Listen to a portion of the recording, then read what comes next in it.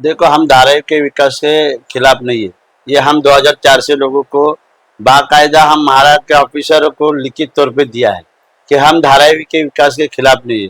मगर धारावी के विकास जो करेंगे वो धारावी के लोगों को धारावी में कहाँ बसाएंगे, धारावी के लोगों को धारावी में कहाँ देंगे और धारावी के लोगों को धारावी में ही जगह चाहिए, इसके बारे में हमारी मांग है। और ये मांग जब तक पूरी नहीं होती तब तक हम विरोध करते रहेंगे।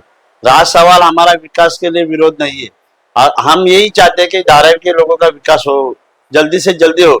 मगर धारावी में जो 50 साल 100 साल से हम लोग रह रहे हैं, तो हमें धारावी के बाहर जो फेंकना चाहते हैं और फेंकने की जो साजिश कर रहे हैं उसके खिलाफ हम है, और हम इसलिए धारावी के लोगों के साथ हैं।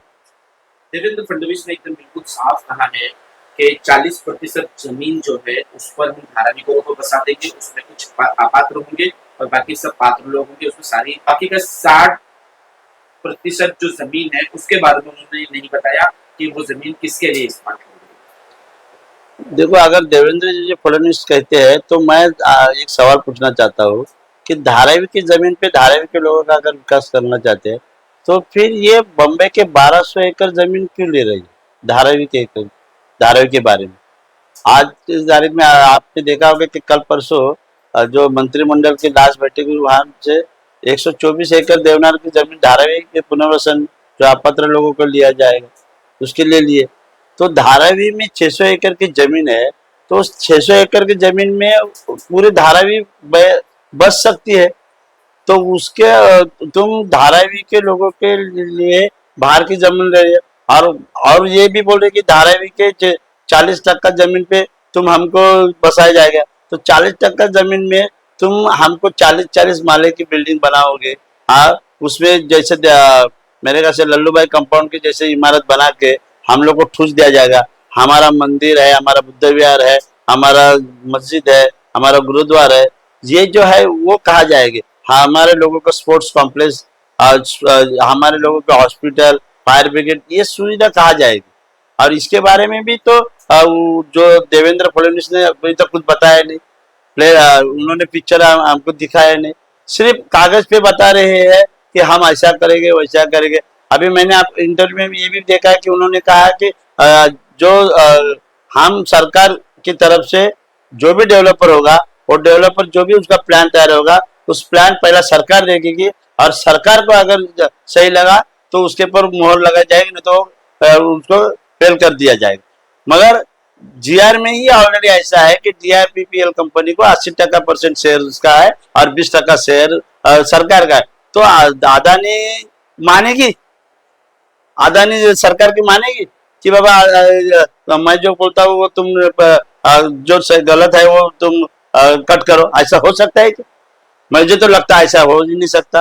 और सबसे पहली बात यह है कि अदानी के चक्कर में अदानी को धारावी में लाने के लिए ही तो महाविकास आघाड़ी सरकार को बर्खास्त किया गया, उसका षड्यंत्र रचा गया। और इसका सबसे ज्यादा और सबसे बड़ा ऐसा एग्जाम्पल के तौर पे हमारे जो गुणवंत सर्वोदय वकील, उन्होंने एसटी का स्ट्राइक हुआ, वो एसटी के स्ट्राइक में उन्होंने बताया अभी कि एसटी के लोगों को अभी जो सुख सुविधा नहीं मिली उसके बारे में उन्होंने बताया कि सिर्फ उद्धव ठाकरे की सरकार को गिराने के लिए हमने एसटी का स्ट्राइक किया था। मतलब ये बाकायदा स्पष्ट है ना। उद्धव साहब ने दशहरा मेड़ावा में साफ साफ कह दिया है कि अगर हमारी महाविकास आघाड़ी की सरकार आती है तो सबसे पहले हम धारावी का प्रोजेक्ट कैंसिल करेंगे, अडानी को दी गई सारी जमीनों को उससे वापस होंगे। इसको आप कैसे देखते हैं? हमारी मांग है, हम ये चाहते थे कि धारावी का जो भी विकास होगा वो धारावी के बारे में सोचे, धारावी के लोगों के बारे में सोचे, और धारावी के लोगों को पारदर्शकता की तरफ से वो धारावी के लोगों को धारावी में कहाँ घर देंगे, कहाँ मकान देंगे, कितना स्क्वायर फुट देंगे, और वहां पे स्थलांतर करने के बाद वो कब तक लाएंगे, उनको एरिया कितना दोगे, उनका मेंटेन, ये पूरा पारदर्शकता लोगों को पहला दिखाए, ऐसी हमारी मांग थी। मगर ये अदानी डीआरपीपीएल जो कंपनी है अदानी की, वो लोग किसी भी प्रकार के हमको लिखित आश्वासन नहीं दे रही है। और इसलिए हम ये और आने वाली तारीख में जोर जबरदस्ती, क्योंकि आप देखना चाहते हैं कि यहाँ पे जो सर्वे हो रहा है लोगों को, तो घर घर में फूट डाल रही है। जो अंग्रेजों ने किया था तोड़ो फोड़ो जोड़ो को राजकारण, वैसे वो लोग करे। घर का दो दो भाई है, वो भाइयों में फूट डाल रहे और उनको लालच दे रहे, उनको लॉलीपॉप दे रही है कि बाबा तुम्हारे को घर के ऊपर घर दिया जाएगा। मैं आपके माध्यम से पूछना चाहता हूँ कि घर के बदले अगर मालिक के ऊपर भी घर देना चाहता है तो फिर नीचे अगर वो नंबर डाल रहा है तो वही नंबर, दूसरा नंबर वो मालिक पर क्यों नहीं दे रहे, वही नंबर पर फर्स्ट फ्लोर क्यों लिखा जा रहा है? तुम घर दे रहे हो ना, तुम अगर वो खाली लिख रहा है 230, अगर नीचे नंबर 238 है तो ऊपर लिख रहा है 238 फर्स्ट फ्लोर, तो इसका मतलब क्या है? खाली दिखावा के लिए वो दे रहा है कि तुमको हम पहले माले पे दूसरे माले पे घर देंगे। और तुम अगर सच अदानी डीआरपीएल कंपनी और सरकार अगर सही मायने में सच काम कर रही है और धारावी के लोगों का विकास चाहती है तो फिर तुम्हें डरने की जरूरत ही क्या है? तुम क्यों लोकल गुंडे पुलिस को लेके धमकाए चोरी चुपके ये सर्वे कर रहे हो? तुम बाकायदा तुम जो लोगों को देना चाहते हो वो तुम हैंडबिल के तौर पे छापो और लोगों को दे दो, और चौक चौक के नाके पे वो फ्लैक्स बोर्ड लगाओ कि बाबा हम तुमको यही एमनेस्टी देंगे और ये हमारा वचननामा है, ऐसा लिखो। और फिर तुम्हारे साथ हम है ना, हम लोग आएंगे, हम धारावी बचाओ आंदोलन के सब लोग आएंगे कि तुम्हारे साथ सर्वे करने के लिए। मगर ये ऐसा कर रहा नहीं है, ये लोगों को और कार्यकर्ता को पैसे की लालच दे रहे हैं, धमका रहे हैं और धमका के घर घर में वो झगड़ा लगा के सर्वे कर रहे हैं। आप लोगों ने मांग की है कि जब तक आचार संहिता है, चुनाव चल रहा है, सर्वे को रोका जाए, इससे क्या फायदा?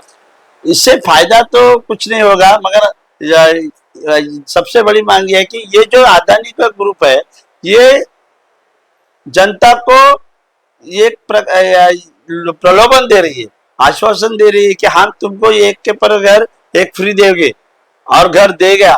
ऐसा वो जो जनता को जो लॉलीपॉप दे रहा है उसके पर आचार संहिता भंग हो सकती है। और ये अदानी ऐसा करने से हमारा जो कैंडिडेट है, मतलब अदानी का जो कैंडिडेट है, सरकार का जो कैंडिडेट है, उसको चुनाव में जीतने का वो मौका तैयार कर रही है। और इसलिए हमारी मांग है कि इलेक्शन जब तक है तब तक सर्वे को रोक दिया जाए। आखिरी सवाल मेरा कि कई लोग आरोप लगा रहे हैं कि जो लोग धारावी बचाओ आंदोलन पे आते हैं या यहाँ पर आकर वो जो आंदोलन ले रहे हैं या नाटक कर रहे हैं वो सब धारावी के बाहर के लोग हैं। आपके माध्यम से मैंने सीधा साधा सवाल पूछता हूँ कि जिसने भी आपसे ये जवाब दिया है कि धारावी के लोग धारावी में नहीं है, धारावी के बाहर के लोग हैं, मगर जो आदमी ने कहा वो आदमी का नाम लेके मैं उससे बड़ा नहीं करना चाहता हूँ, मगर उसको सोचना चाहिए कि जब वो कांग्रेस की सरकार थी तब वो धारावी बचाओ आंदोलन में था, तब यही लोग जो आज हम धारावी बचाओ आंदोलन के माध्यम से ले रहे तो उनके साथ वो था, तभी उसको लगा नहीं कि ये धारावी के बाहर के लोग हैं। और आज अगर वो सरकार के बाहर गया तो वो कहता है बाहर, आज उसको पूरा पैसा मिला, जो उसकी ताकत नहीं थी एक बैनर लगाने की, मगर जैसे वो वहां अदानी के पास गया तो आपको पता होगा कि गणपति के टाइम उन्होंने पूरे धारावी में बैनर लगा, पूरे वॉल पेंटिंग किया, सब उसने किया। वो पैसा कहाँ से आया आज खाली? और ये जो जिसने भी आपसे पूछा है वो सिर्फ अदानी के फेवर में ही बात करेगा, क्योंकि अदानी के फेवर में बात करने के लिए उनको पैसा दिया गया है। और हम आज भी लोगों के साथ है, कल भी लोगों के साथ है और परसों भी लोगों के साथ रहेंगे। और जब तक, मैंने पहले भी आपसे कहा, आज भी कहता हूँ कि जब तक जी में जान है तब तक हम धारावी के लोगों के साथ है। हमें ना अदानी से मतलब है ना किसी और से मतलब, हमें सिर्फ धारावी के लोगों के बारे में हमारा सवाल है। धारावी के लोगों को बाकायदा फिजिकल धारावी बम्बई 17 ये धारावी में ही घर हमको चाहिए और हम इधर ही लेके रहेंगे। और जब तक हमारे जी में जान है तब तक हम लड़ते रहेंगे।